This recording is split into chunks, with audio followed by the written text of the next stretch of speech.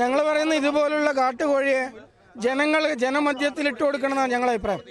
അദ്ദേഹം ഇവിടുന്ന് MLA സ്ഥാനം രാജിവെക്കണം. ഇനി അത് MLA തുടരാൻ ഒരു നിമിഷം പോലും അർഹതയില്ല. ഈ നിമിഷം ഇവിടെ വെച്ച് കാഞ്ഞങ്ങാട് വെച്ച് MLA സ്ഥാനം രാജിവെക്കണം. എന്തെങ്കിലും വിവരത്തിന്റെ അടിസ്ഥാനത്തിലാണോ നിങ്ങൾ ഇങ്ങോട്ട്?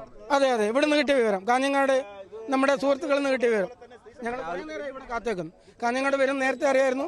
ഒരു 3 മണി മുതൽ നമ്മളിവിടെ കാത്തിരിക്കായിരുന്നു. കോടതി പിരിഞ്ഞതിനു ശേഷമാണ് കാഞ്ഞങ്ങാട് ഡിവൈഎസ്പിയുടെ നേതൃത്വത്തിലുള്ള വൻ പോലീസ് സംഘം കോടതി പരിസരത്ത് എത്തിയത്. കോടതി പരിസരത്ത് രാഹുൽ മാങ്കൂട്ടത്തിലെത്തും എന്ന ഒരു സൂചനയെ തുടർന്നാണ് എത്തിയത് എന്ന് സൂചിപ്പിച്ചിരുന്നു. വലിയ രൂപത്തിൽ ഉള്ള പ്രതിഷേധം ഇപ്പോൾ ഡിവൈഎഫ്ഐയുടെ നേതൃത്വത്തിലുള്ള പ്രതിഷേധമാണ് നടക്കുന്നത്. രാഹുൽ മാങ്കൂട്ടത്തിന് പൊതിച്ചോറ് നൽകും എന്നാണ് ഡിവൈഎഫ്ഐ പറയുന്നത്. അതുമായി ബന്ധപ്പെട്ട് പൊതിച്ചോറ് ഡിവൈഎഫ്ഐയുടെ നേതൃത്വത്തിൽ തയ്യാറാക്കി ഇവിടെ കോടതി പരിസരത്ത് ഡിവൈഎഫ്ഐ പ്രവർത്തകർ എത്തിയിട്ടുണ്ട്.